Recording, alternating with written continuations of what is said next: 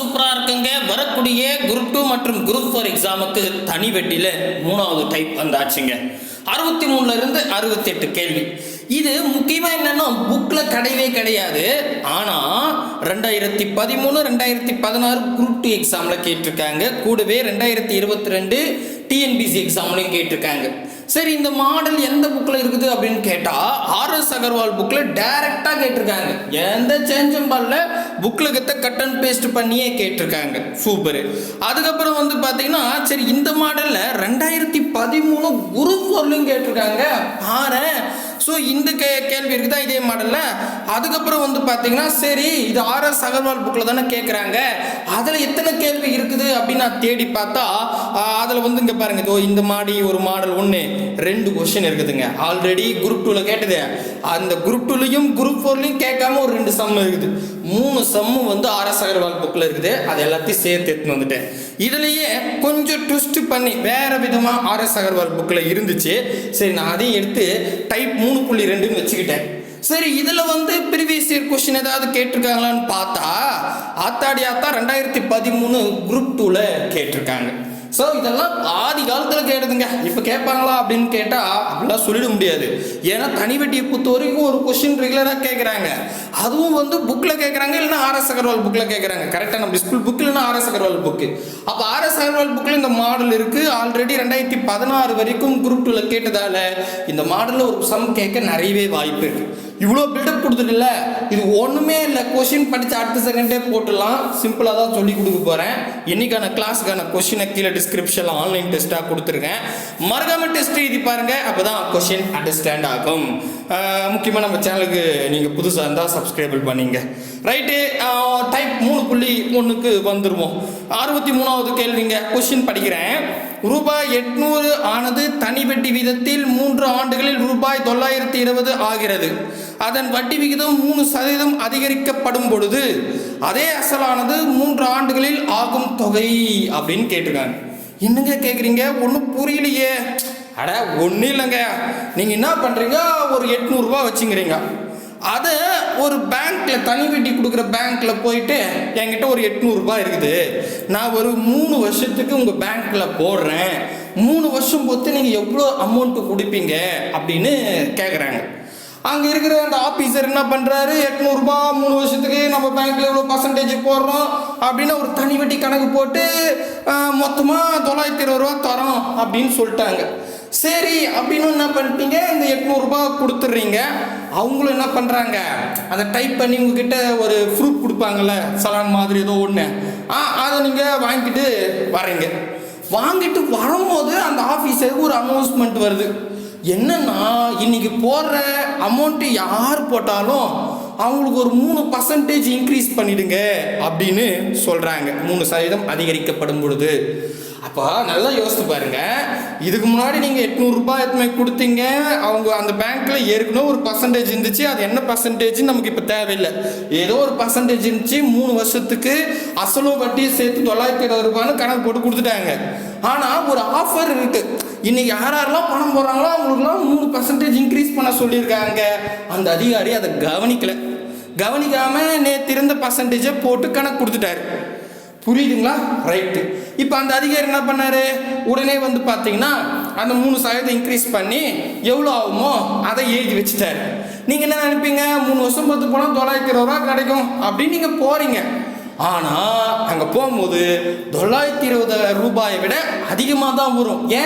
ஏன்னா ஒரு வருஷத்துக்கு 3% அதிகரிச்சிருக்கு. அப்படின்னா நீங்கள் 3 வருஷம் பொறுத்து போகும்போது எவ்வளோ அமௌண்ட்டு கொடுப்பாங்க? இதாங்க கேள்வி. புரியுதுங்களா? கொஸ்டின் புரியத்துக்கு தான் இவ்வளோ சொன்னேன். புரிஞ்சு போச்சுன்னா ரொம்ப ஈஸி. புரியுதுங்களா? ரைட். இப்போ இந்த பாருங்க, ரொம்ப சிம்பிள். ஆக்சுவலி வந்து ஆல்ரெடி ஒரு பர்சன்டேஜ் இருந்துச்சு, அதை பற்றி சொல்லலை. சரியா? அது நமக்கு தேவையில்லை. உங்ககிட்ட அசல் 800 ரூபாய் இருக்குது, ஓகேவா? இந்த 800 ரூபாய்க்கு 3 வருஷம் பொறுத்து 920 ரூபாய் வரும் அப்படின்னு சொல்லிட்டாங்க. இப்போ இது ஓகே. அப்போ பழைய பர்சன்டேஜ் நம்ம பார்க்க வேணாம். இப்போது 3 வருஷத்துக்கு நீங்கள் 3 வருஷம் தானே போட்டிருக்கீங்க, 3 வருஷத்துக்கு 3% இன்க்ரீஸ் ஆகுதுன்னு சொல்கிறாங்க. கரெக்டாக? அப்போ நம்ம 800 ரூபாய்க்கு 3 வருஷத்துக்கு 3% எவ்வளோ வட்டி வரும்னு கண்டுபிடிச்சா போதும். அதை கண்டுபிடிச்சி 920 கூட்டினா ஆன்சருங்க. இவ்வளோதான். உங்களுக்கு புரியுதுன்னா சூப்பர். இல்லை எனக்கு புரியல சார் அப்படின்னா இந்த பாருங்க, ரொம்ப சிம்பிள். முதல்ல அசல் என்ன அசல் தெளிவாக புரிஞ்சுங்க, எது அசல்னு 800 ரூபாய். அது கூட நீங்கள் என்ன பண்ணுறீங்கன்னு கேட்டால் எத்தனை ஆண்டு 3 வருஷம், எவ்வளோ பர்சன்டேஜ் இன்க்ரீஸ் ஆகுது 3%. அப்போது நான் உங்களுக்கு ஒரு தேரி சொல்லியிருக்கேன், டைப் 2.1லேயே சொல்லியிருப்பேன். அசல், பர்சன்டேஜ், ஆண்டு, இந்த 3 இருந்தால் 3த்தையும் பெருக்கிங்க. அப்படி பெருக்குன்னா 2 ஜீரோ கேன்சல் பண்ணிங்கன்னு சொல்லியிருப்பேன். ஞாபகம் இருக்கா? சூப்பர். அப்போ எனக்கு என்ன இருக்குது? அசல் 800, பர்சன்டேஜ் எவ்வளோ இன்க்ரீஸ் ஆன 3% தான் எனக்கு தேவை. எத்தனை வருஷம்? 3 வருஷம். இதை 3த்தையும் பெருக்குங்க. பெருக்கிறதுக்கு முன்னாடி 2 ஜீரோ கேன்சல் பண்ணுறங்க. ஜீரோ இல்லைன்னா புள்ளி வைக்கணும்னு சொல்லியிருப்பேன். ஞாபகம் இருக்கா? சூப்பர்.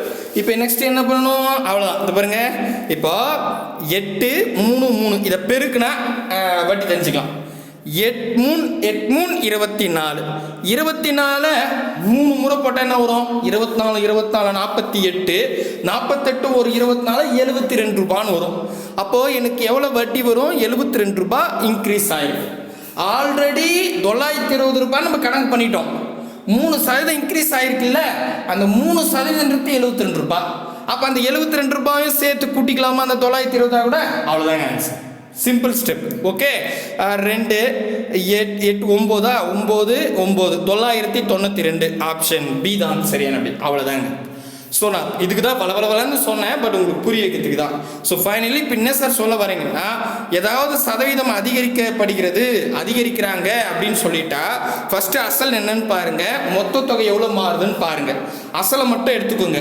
எத்தனை பர்சன்டேஜ் அதிகரிக்குதுன்னு பாருங்க. 3%, 3 பெருக்கிங்க. எவ்வளோ ஆண்டுன்னு பாருங்க. 3 ஆண்டா 3யும் பெருக்குங்க. ஸோ அப்போ 800 × 3 × 3 பெருக்குறீங்களா? அப்படி அசல், பர்சன்டேஜ், ஆண்டு 3த்தையும் பெருக்குன்னா 2 ஜீரோ கேன்சல் பண்ணிட்டு பெருக்கிறேன். பெருக்கி சுருக்குனா 72 அப்படின்னு வருது. இந்த இடத்துல என்ன கேள்வி? அதிகரிக்கப்பட்டால், ஸோ இன்க்ரீஸ் ஆகுதுன்றதால ஆல்ரெடி மொத்தம் மட்டும் 920 இருக்கு, அதாவது இந்த 72 கூட்டிக்குங்க. கூட்டினா 992 வருது ஆன்சர். இன்கேஸ் இதில் குறையுதுன்னு சொன்னாங்கன்னா, 3% குறையுதுன்னு சொன்னாங்கன்னா அந்த 72 ரூபாய் கழிச்சிடணும். அவ்வளோதான். ரொம்ப சிம்பிள். தெளிவாயிடுச்சுங்களா? சப்போஸ் புரியல சார், வாங்க அடுத்த கொஸ்டினில் புரிஞ்சுக்கலாம். 64வது கேள்வி. குறிப்பிட்ட தனி வட்டி விகிதத்தில் ரூபாய் 800 ஆனது 3 ஆண்டுகளில் ரூபாய் 956 உயர்கிறது. தனி வட்டி விகிதத்தில் 4% அதிகரிக்கப்பட்டதால் 3 ஆண்டுகளுக்கு பின்பு ரூபாய் 8000 மதிப்பு எத்த தொகையாக மாறி இருக்கும் அப்படின்னு கேட்குறாங்க. அதாவது இதே தான். என்ன சொல்கிறாங்க? உங்ககிட்ட 800 ரூபாய் இருக்குது, அதை நீங்கள் ஒரு தனி வட்டி கொடுக்குற பேங்க்குக்கு போகிறீங்க. அங்கே நான் 3 வருஷம் நான் போடுறேன், அப்படி 3 வருஷம் பத்து வந்தா மொத்தமாக எவ்வளோ துட்டு எனக்கு கிடைக்கும்னு நீங்கள் கேட்குறீங்க. அதுக்கு அந்த பேங்க் ஆஃபீஸர் 956 ரூபாய் கிடைக்கும்னு சொல்கிறாரு. நீங்களும் போட்டுட்டு அந்த அத்தாச்சி சீட்டை வாங்கிட்டு வீட்டுக்கு வந்துடுறீங்க. ஆனால் அங்கே ஒரு ஆஃபர் இருக்குது. இன்றைக்கி போகிற எல்லாருக்குமே என்ன சொல்கிறாங்க? 4% அதிகரிக்க சொல்லியிருக்காங்க. அதை அவர் பார்க்காம அந்த அதிகாரி போட்டுட்டார். நீங்களும் எடுத்துகிட்டு வந்துட்டீங்க. ஆனால் இப்போ என்ன அந்த அதிகாரி என்ன பண்ணோம்? இப்போது இன்றைக்கி போகிற எல்லாருக்கும் 4% இன்க்ரீஸ் பண்ணோம் இல்லையா? அப்போ இந்த 800 ரூபாய்க்கு 3 வருஷத்துக்கு 4% இன்க்ரீஸ் பண்ணி ஒரு அமௌண்ட் கிடைக்கும். அந்த அமௌண்ட்டை ஆல்ரெடி 956 வச்சுருக்காருல, அதோட கூட்டிடுவார். இப்போது நீங்கள் 3 வருஷம் பொறுத்து வாரீங்க, உங்ககிட்ட எவ்வளோ துட்டு கொடுப்பாங்க தாங்க கேள்வி. புரியுதுங்களா? என்னங்க பேபேன் மூக்கிறீங்க? சரி, ஷார்ட்கட்டில் போடுவோம், புரியறதுக்காக சொன்னேங்க. ஸோ இப்போ என்னன்னா, உங்ககிட்ட 800 ரூபாய் இருக்குது. ஆமாம், இது 3 வருஷத்துக்கு எவ்வளோ ஆகுது? 956 மாறுது. பட் இந்த 800 ரூபாய்க்கு திடீர்னு ஒரு 4% இன்க்ரீஸ் பண்ணிட்டாங்க. இப்போ எனக்கு 3 வருஷத்துக்கு 800 ரூபாய்க்கு 4% எவ்வளோன்னு கண்டுபிடிக்கணும். அது நமக்கு தெரியும். அசல் 800 ரூபாய் தெரியுது. இதாக கூட பர்சன்டேஜ் 4 பெருக்கலாம், இது கூடவே ஆண்டு 3யும் பெருக்கலாம். ஸோ அசல், பர்சன்டேஜ், ஆண்டு 3த்தையும் தாராளமாக பெருக்கலாம். அப்படி பெருகுன்னா 2 ஜீரோ கேன்சல் பண்ணும். ஜீரோ இருந்தால் கேன்சல் பண்ணுங்க, இல்லைன்னா புள்ளிக்கத்தான் இருக்கும். பட் இங்கே 2 ஜீரோ இருக்குது, பண்ணிட்டு இப்போ பெருக்கலாம். 8 4 என்ன? 8 8 16, 16 16 32 அப்படின்னு வரும். கரெக்டா? இப்போ 32 கூட 3 பெருகணும். உங்களுக்கு 32 கூட 3 பெருகுதல்னா 3 முறை போட்டு கூட்டிங்க. சரிங்களா? ஈஸி. ஓகேவா? 2 4 6, ஓகே, 9 96 ரூபாங்க. ஸோ அப்போ நமக்கு 96 ரூபாய் அதிகரிச்சிருக்கு. எது 4%. இது புரிஞ்சிருச்சா? நெக்ஸ்ட் ஆல்ரெடி எவ்வளோ அமௌண்ட் சொல்லியிருந்தாங்க? 956 ரூபாய் சொல்லியிருந்தாங்க இல்லையா மொத்த ரேட்டு. அதில் இந்த 96 கூட்டிங்க முடிஞ்சிருச்சு. 6 6 12க்கு 2 மீதி 1, 15க்கு 5 மீதி 1 10, 1052 ரூபாய். ஸோ 956 ரூபாய் கிடைக்கும்னு பார்த்தா அதிர்ஷ்டக்காரன் 1052 ரூபாய் கிடைச்சிருக்கு. ஜாலி ஜாலி ஜாலி ஜாலி, சூப்பருங்க. புரியுதுங்களா? தெளிவாக புரியுதா? ரொம்ப ஈஸிங்க. ஸோ நான் சொல்கிற ரூல் தெரிஞ்சிருந்தா ரொம்ப ஈஸி தான், சரிங்களா? ஸோ உங்களுக்கு புரியும் நம்புகிறேன். அதனால் ஒரு ஹோம்ஒர்க் சம் தாரேன். 65வது கொஸ்டின் ஹோம்ஒர்க்குங்க.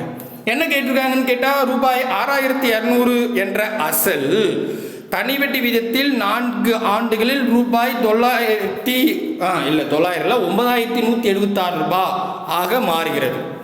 வட்டி விகிதத்தில் 3% உயர்த்தப்பட்டால் கிடைக்கும் மொத்த தொகை எவ்வளவு அப்படின்னு நம்ம ஆர்எஸ் அகர்வால் புக்கில் கேட்டிருக்காங்க. ஆமாம், சின்ன கணக்கெல்லாம் நீங்கள் போட்டுறீங்க, பெரிய கணக்கு என்கிட்ட கொடுப்பீங்களா அப்படின்னு கேட்டால் கிடையாது. இது சிம்பிள் தான், சரியா?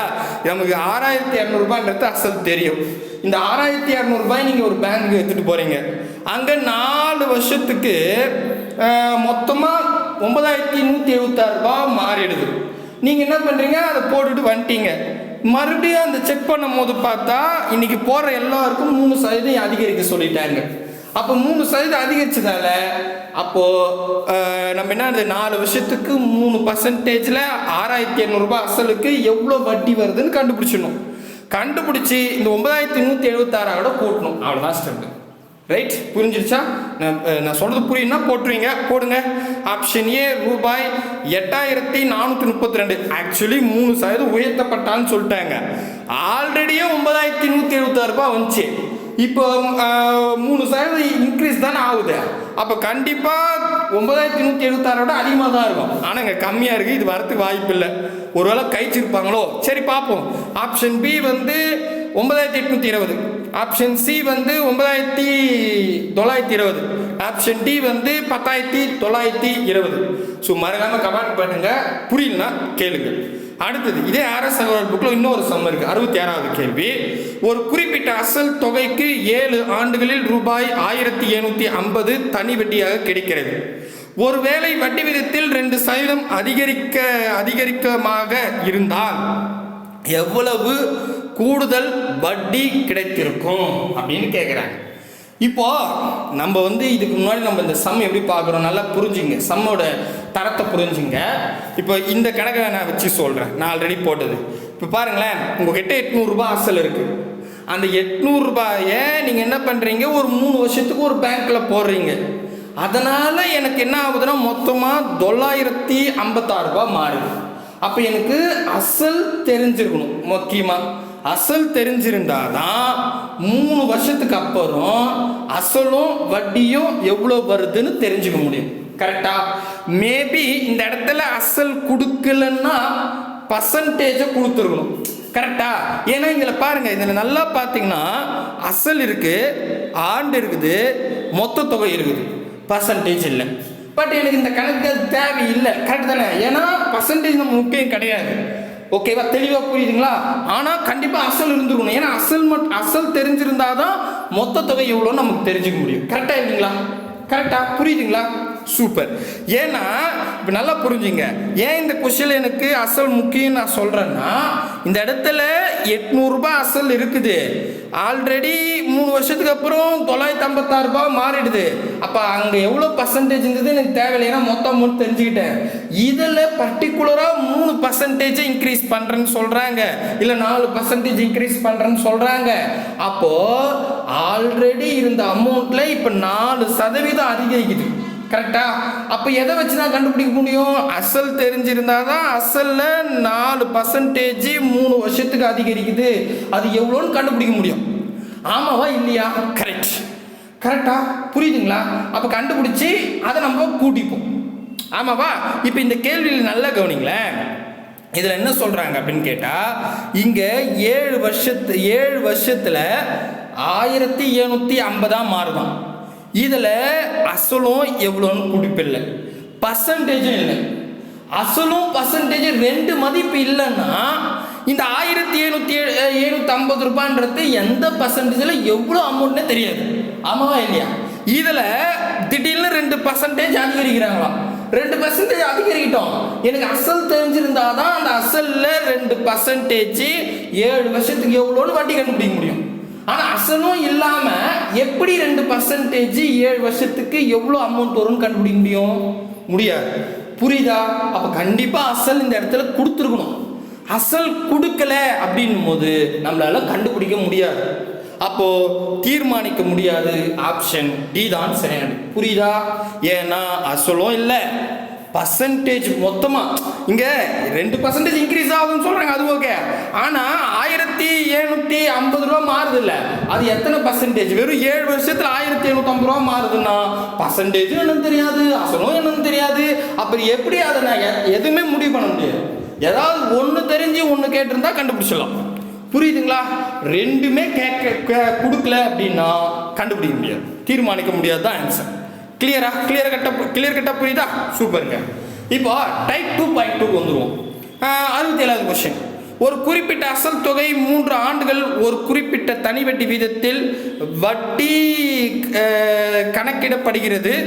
ஒருவேளை வட்டி வீதம் 2% அதிகமாக இருந்தால் 360 ரூபாய் கூடுதலாக வட்டி கிடைக்கும் எனில் அந்த அசல் தொகை காண்க அப்படின்னு சொல்லிட்டாங்க.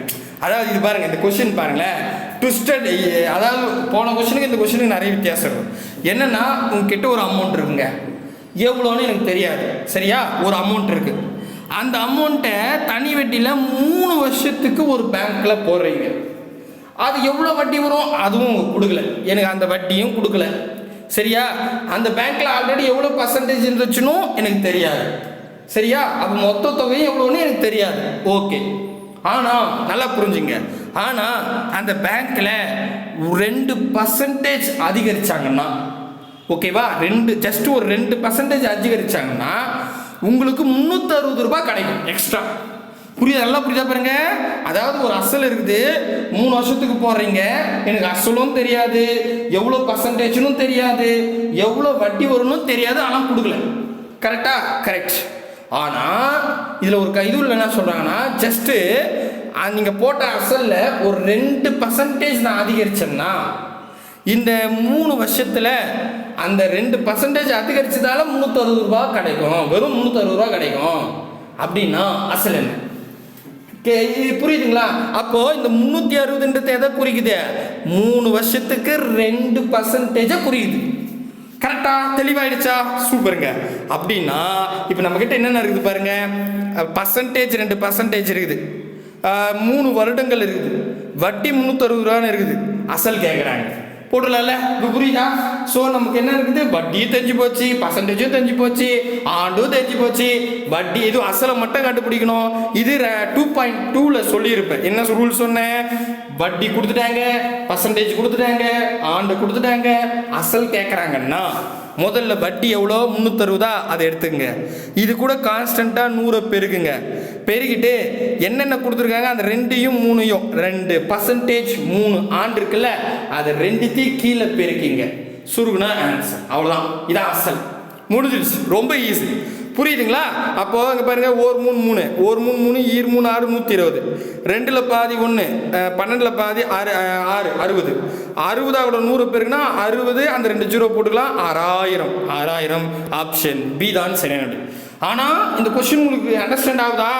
என்ன தெரியும் இதில்? இந்த கொஸ்டின் நல்லா புரிஞ்சுக்கிட்டா தெரியும். ஏன்னா அசல் கொடுக்கல, ஆனால் நீங்கள் ஒரு பேங்க்ல போடுறீங்க, 3 வருஷம் பொறுத்து ஒரு வட்டி கிடைக்குது, ஆனால் அந்த வட்டியை அவங்க குறிப்பிடல. அந்த பேங்க்ல ஆல்ரெடி எவ்வளோ பர்சன்டேஜ் போடுறாங்கன்னு குறிப்பிடல.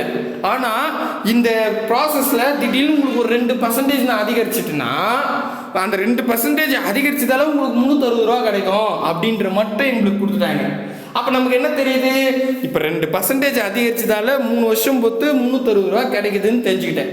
அப்போ நான் என்ன பண்ணுறேன், தனியாக எழுதிக்கிறேன். பர்சன்டேஜ் 2%, 3 வருஷம், இதனால 360 ரூபா கிடைக்குது. இப்போ அசல் கேட்குறாங்க, போதும், வட்டி பர்சன்டேஜ் ஆண்டு இந்த 3த்தையும் கொடுத்துட்டு அசல் கேட்டாங்கன்னா வட்டியை மேலே வச்சுக்கிட்டு 100 பெருக்கிறேன், கீழே அந்த 2யும் 3யும் கீழே பெருக்கி சுருகுறேன், சுருகுனா 6000 வருது ஆன்சர். அவ்வளோதாங்க. புரியுதா? கன்ஃபியூஷன்லாம் இல்லை, ரொம்ப ஈஸி. ஆனால் சுற்றி வச்சு கேட்குறாங்க. 2013 குரூப் 2லையும் கேட்டிருக்காங்க. என்னன்னா, ஒரு தொகையானது 2 ஆண்டுகளில் தனி வட்டி விதத்தில் சேமிக்கப்படுகிறது. அதே தொகை 3% அதிகமாக தனி வட்டி வீதம் சேமிக்கப்பட்டால் ரூபாய் 300 அதிகமான வட்டி கிடைக்கும் எனில் சேமிப்பு தொகை என்ன? அதாவது உங்ககிட்ட ஒரு அமௌண்ட் இருக்கு, அந்த அமௌண்ட்டை தனி வட்டி கொடுக்குற பேங்க்ல 2 வருஷத்துக்கு போடுறீங்க. 2 வருஷம் பொறுத்து பார்த்தீங்கன்னா ஒரு அமௌண்ட் உங்களுக்கு வட்டியாகவும் கிடைக்குது. ஆனால் அதை குறிப்பிடல. இந்த ப்ராசஸில் உங்களுக்கு ஒரு 3% அதிகரிச்சிட்டா 2 ஆண்டுக்கு 300 ரூபாய் எக்ஸ்ட்ரா கிடைக்குது அப்படின்னா அசல் என்ன? இதான் கேள்வி. கிளியரா புரியுதா? அப்போ நமக்கு என்ன தெரியுது, இந்த 300 ரூபான்றது 3% இன்க்ரீஸ் பண்ணதால 2 வருஷத்துல கிடைக்குது. அப்போ இது போதும், இந்த 3 பாயிண்ட்டை மட்டும் எடுத்துப்போம். 3% இருக்கு, ஆண்டு இருக்குது, 300 ரூபாய் வட்டி இருக்கு, அசல் கேட்குறாங்க. அப்போ எனக்கு வட்டி ஆண்டு அசல், அது ஆண்டு பர்சன்டேஜ் கொடுத்துட்டு அசல் கேட்டாங்கன்னா வட்டி எவ்வளோ? 300. அதை முதல்ல எழுதிக்கணும். 300 ரூபா கூட கான்ஸ்டண்ட்டாக 100 பெருக்கணும். நெக்ஸ்ட்டு ஆண்டு பர்சன்டேஜையும் கீழே பெருக்கணும். சுருக்குனா ஆன்சர். இதுதான் டைப் 2.2ல நம்ம நடத்திருப்போம். கரெக்டா ரைட்டு. இப்போது இந்த 3க்கு இந்த 3 கேன்சல் 100ன்னு இருக்கும். இந்த 2ல் பாதி 1, 100ல் பாதி 50ன்னு வரும். இங்கே 50, இங்கே ஒரு 100. 50 ஒரு 100னா 2 0 போட்டுக்கலாம், 5000. அவ்வளோதாங்க, 1 செகண்ட் தாங்க. ஆனால் நான் முதல்ல சொல்லிட்டு புரிஞ்சுக்கிட்டா ரொம்ப ஈஸி. நீங்கள் புரிஞ்சுக்கணுன்றதுக்காக தான் நான் தெளிவாக சொல்லியிருக்கேன். 20 நிமிஷம் கண்டிப்பாக புரியும்னு நம்புகிறேன். அடுத்த வீடியோவில் சந்திக்கலாம். பாய் பிரதர் அண்ட் சிஸ்டர். மறக்காமல் ஹோம்ஒர்க் சம் சொல்லுங்கள். அடுத்ததும் வித்தியாசமான சம்மு நான் நடத்துகிறேன்.